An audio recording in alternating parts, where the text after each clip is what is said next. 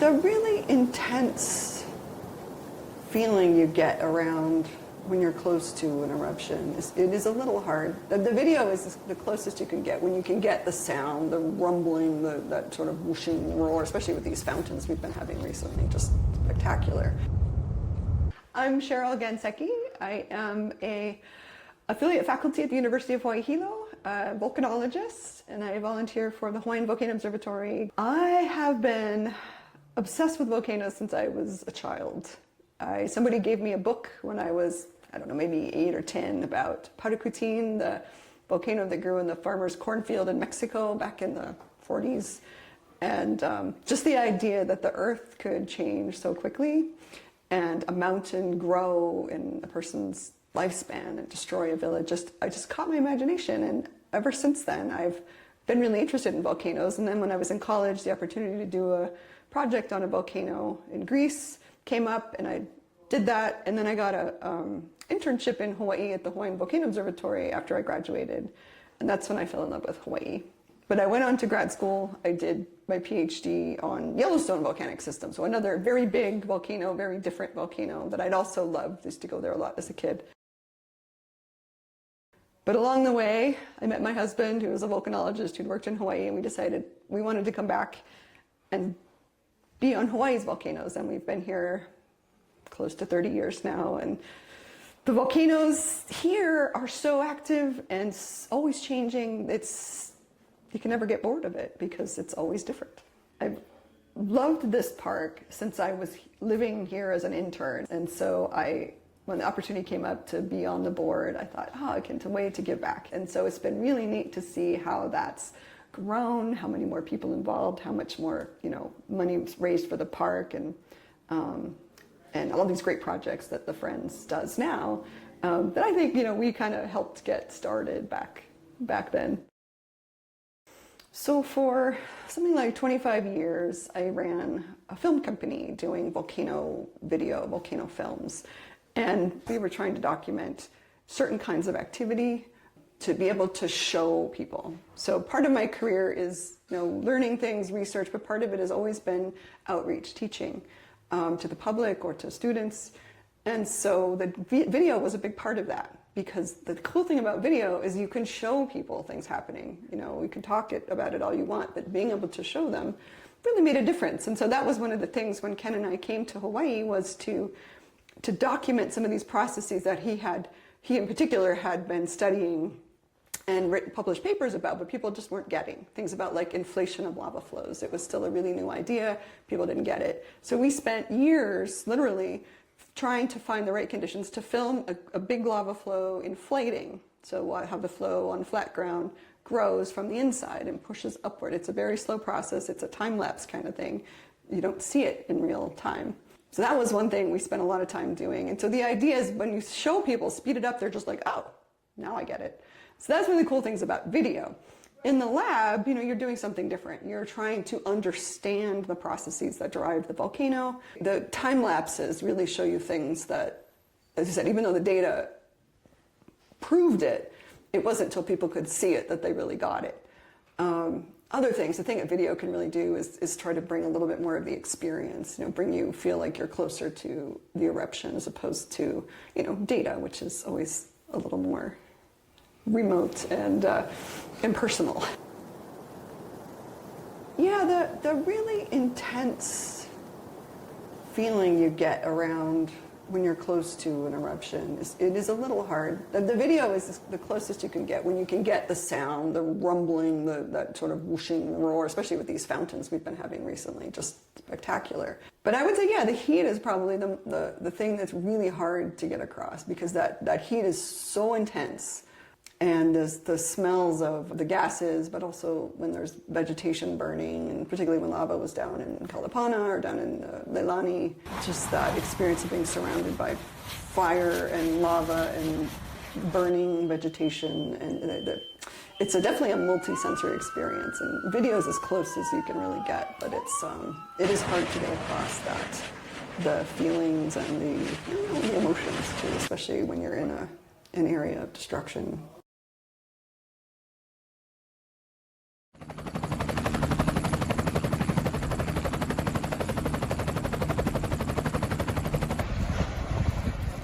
when you're collecting molten lava, the idea is to cool it as fast as possible, because when it cools slowly, that liquid lava will grow tiny crystals and it will change.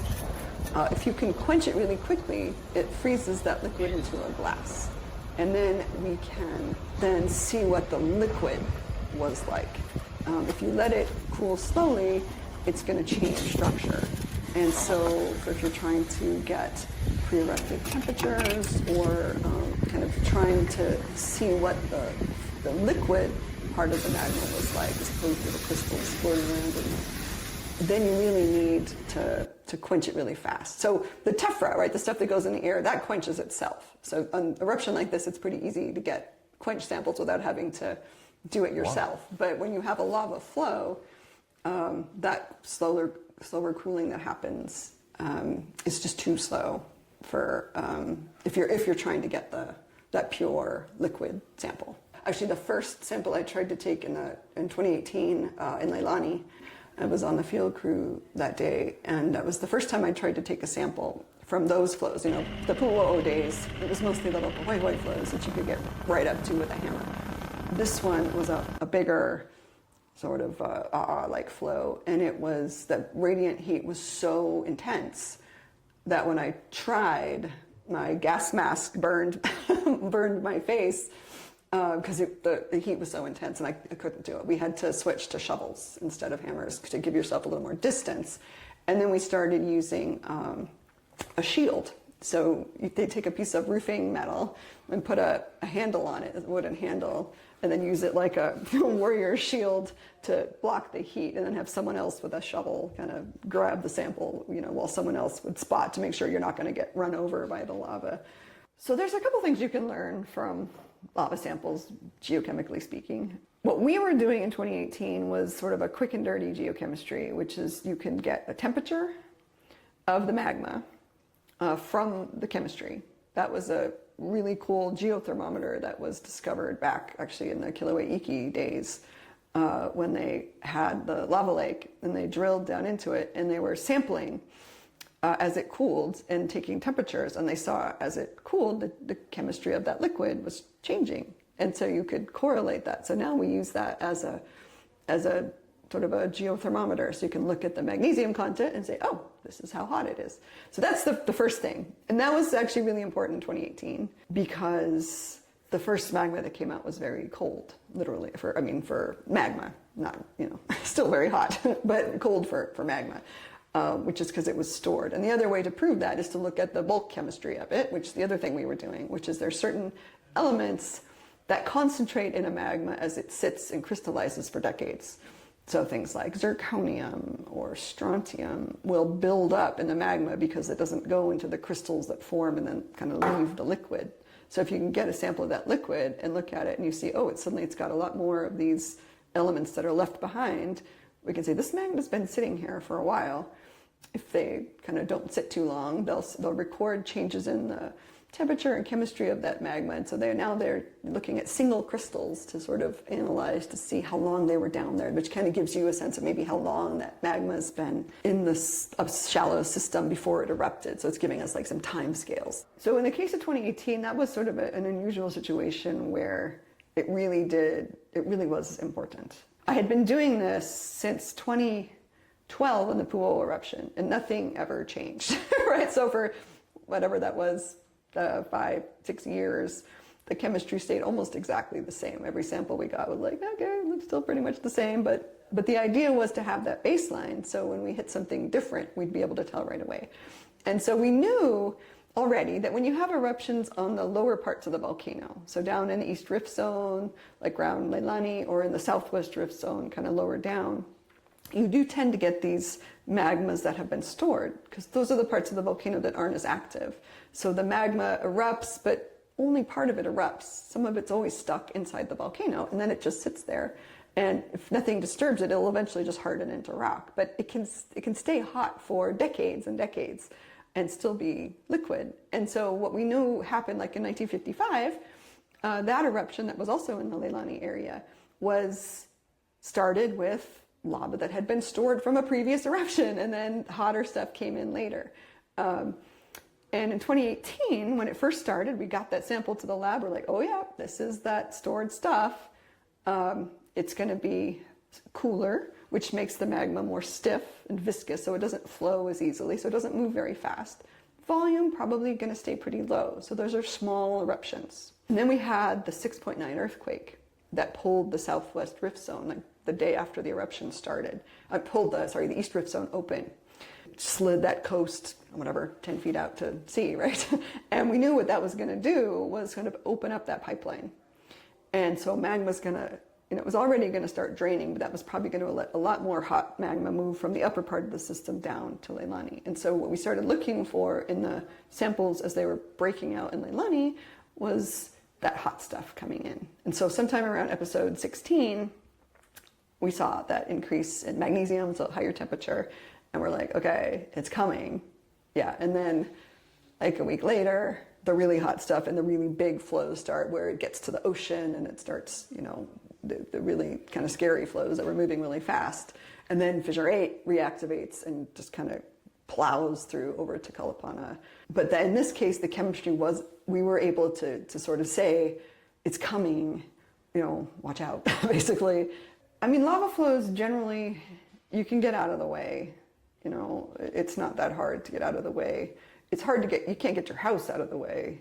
The thing about lava flows is that generally we shouldn't lose people to them, but we lose a lot of property because, of course, they completely destroy everything they encounter. For people, like encountering lava, obviously the heat is 2,000, 2,100 degrees Fahrenheit, and it burns everything. You don't want to be in the way of a big flow like that Fissure 8 flow, those big walls just plowing through are quite destructive, right, and destroy everything in their way. But for the most part, as long as people have warning, they should be able to get out of the way. And I know there were some close calls in 2018 when that big flow started, people who hadn't evacuated because they thought maybe that area wasn't going to be affected. The speed of a flow depends on the slope and the volume that's coming out of the ground. So generally Mauna Loa's flows are much bigger and much faster. Now, 2018 was a bit of an exception. The interesting thing is the fronts of the flows, those big ah-ah flows, generally when they're moving fast, they're going to be a big ah-ah flow. The fronts move a lot more, don't move that fast. They may be moving a couple miles an hour. But generally coming from behind is a channel kind of feeding into it as it fans out at the front. 1950, the flows that came down the southwest side of Mauna Loa, in the channel, the lava is moving 35 miles an hour. But even in 2018, we were using a little radar gun to measure the speeds up near the vent where it's coming down off the vent. That was going about 30 kilometers an hour, which is like 18 miles an hour. So it's moving pretty fast. And then as it kind of got onto flatter ground and spread out, it slowed down to more like a few miles an hour. Hilo is a fantastic place to teach geology because the geologic processes are active. You can watch them happening. Yeah, it's a fantastic laboratory. So our students are involved in research, our majors. We really try to get them up here, in particular to the national park, to experience the volcanoes, see how things change, to be involved in some of the projects that the university, our department has going on, where we have these crack stations that were actually put in by USGS back in the 60s and a couple in 98. So our students are always kind of out there measuring, seeing how these cracks are widening and changing, particularly after big earthquakes or eruptions, and seeing that change and how the volcano, the earth can change so pretty dramatically in short periods of time. It's a great for learning. I think it's just like a living laboratory. As a geologist, you always look at landscapes differently than most people, because you're always trying to understand why they look the way they do. When you see a stream valley, you're thinking erosion. When you see mountains, you're trying to figure out what created them. So in a place like Hawaii, or Hawaii Island in particular, Kilauea, where things change so fast, it's very exciting to see these processes, like I said, happening in real time. And I love being here for that reason, because this crater outside your building here has changed enormously just in the last 10 years.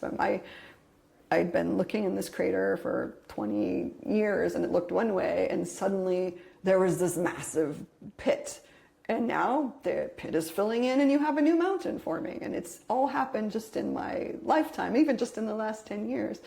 So it's geology in action, which is fun. The Big Island, I think, is definitely the place to be, to experience that, that geologic change in real time. The thing about this park is it's all about change. Like I tell my students, everything we see on the top of this volcano will be buried under 5,000 to 10,000 feet of rock eventually.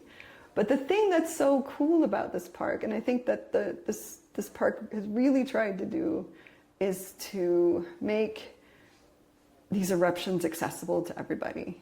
It's something that they don't have to do. They could close it down every time it erupts. And there have been times over the last 30 years that I've been here where they've tried to sort of shut everything down. Depends who's in charge. But recently, and with all this activity at the summit, they've made a tremendous effort to make it accessible for everybody, to actually get to experience this thing that happens so rarely that most people will never experience. But to come here and be able to see it with your own eyes and hear it, and maybe feel the little rocks falling on your head, I think that's one thing that this park has certainly recently done a hero's work trying to make it accessible. And so I hope the park can be supported in that mission to make it accessible to everybody that comes.